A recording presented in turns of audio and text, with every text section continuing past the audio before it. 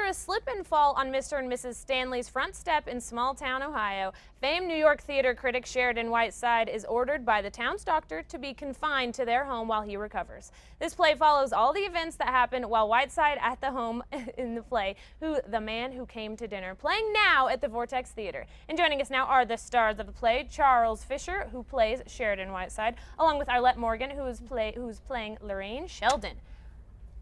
Guys, this sounds exciting. Okay, so slipping and falling sounds so exciting. But I mean, it's such a simple thing, and there's an entire play about a guy who slips and falls and has to stay. I love that. Okay, so tell us a little bit about The Man Who Came to Dinner.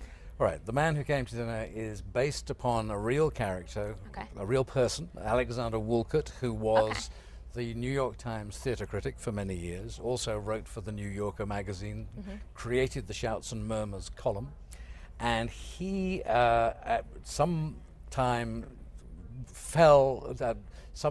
visited the home of Moss Hart, who was one of the authors of the play, and took over the master bedroom, terrorized all of his. Oh my gosh! Talk about overstaying your welcome. Exactly. And the Kaufman, his colleague, Hart's colleague, and Hart were talking about this having happened in this country home of Hart's, and Hart said, "Thank God he didn't fall and break his leg." And we'd never have got rid of him. And the light bulb went off, and they thought, aha, we've got a funny play here. Oh so my gosh. Whiteside stays and stays and stays for weeks. For weeks? For weeks. Takes it over, his friends come to visit, he invites prisoners who are paroled to come and visit him. Everybody that you wouldn't want in your house, basically. He starts to receive gifts in the form of cockroaches, octopus, penguins.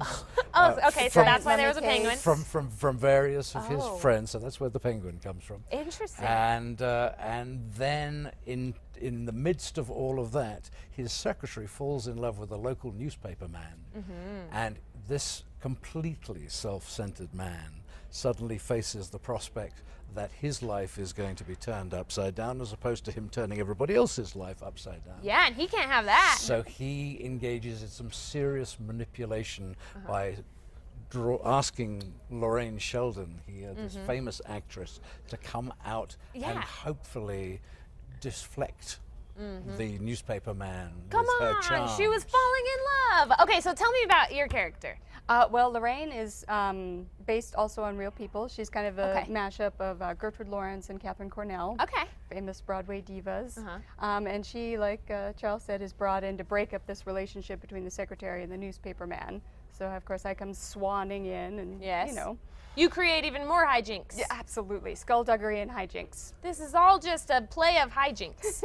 Okay, so it sounds like a very funny play. It is a very funny play.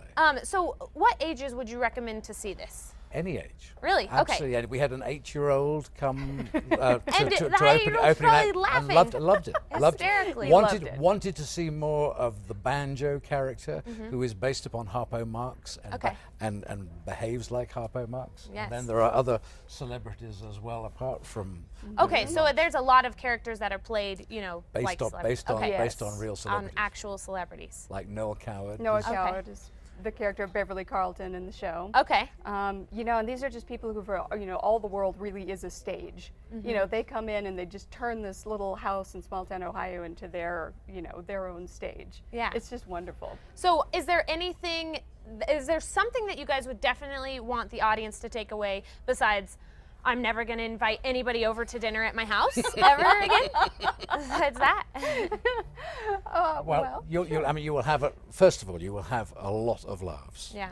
But also, it is really a very early example of skewering the celebrity culture and making fun of these people whose lives are really empty. Yeah. And yet they think they are, you know, the bee's knees. Yeah. And so it's really there's something meaningful in that. So it really shows that you can find humor in really anything. Yes. So you guys are playing now. We are. All right, at the Vortex Theater.